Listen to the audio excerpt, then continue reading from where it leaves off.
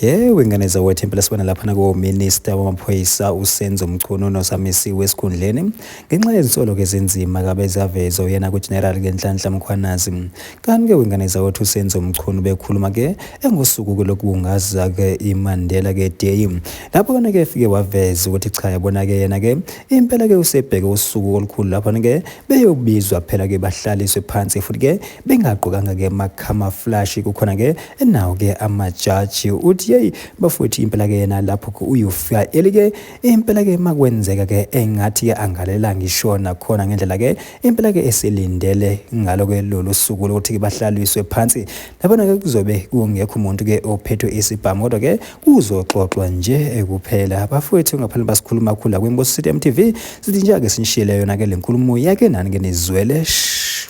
kubeka nawo sonke siyazi hayi thina sodwa eNingizimu Afrika umhlaba nje okusuyazi ukuthi kune commission ehlelwayo ukuthi iqale nomsebenzi wokulandela konke okushiwo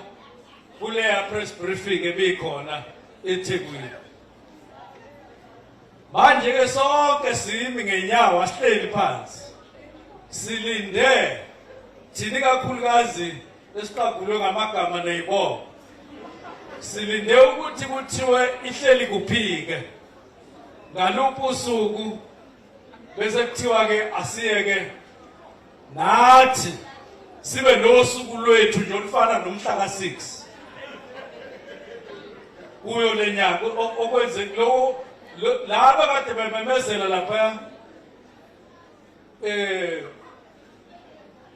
ke kube nathi usuku lwethu lokuthi siyokhuluma ukuthi sithini ngalokhu ebekulandwa lapha ngale ndlela okulandwe ngayo emva kwalokho kwagcwala umhlaba wonke ngoba even nama channel amanye ama TV umhlaba wonke akhuluma ngayo lena ukufaka phakathi ukuthi kunominister kunomphathiswa ayikho manje ngeke asikhipha statement emva kwalokho umongameli eqedile umongameli seqedile ngacha ngiyasimukela lesinqumo sika mongameli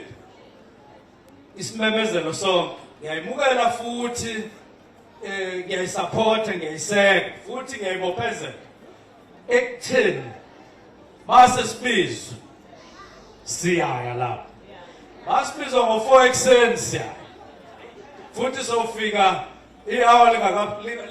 kusasele i-hour phambili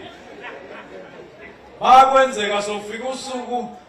sofika ngayizolo kuzoqalwa namhlanje silalele ngakho senzele ukuthi singaselwe endleleni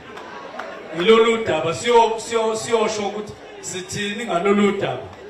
angizokukhuluma ke kakhulu ngoba ikhona inkundla esivuliwe umongameli wezwe wathi sekukhulunyiwe nansi inkundla okungase kwenzeke ukuthi aqale bona bakhulume sesikhona ke manje sonke nejaji ke manje sikuhleziwe kahle ke manje bekuhleliwe kukhona namanzi okuphuza kungekho camouflage lapha kungekho spam lapha kuhleziwe nje phansi kulalela ukuthi akilando lena bangazi kodwa ukuthi bazoqhubha kanjani ngiyacabanga nje ukuthi kokhutshwa kanjani kanti mhlambe kanjani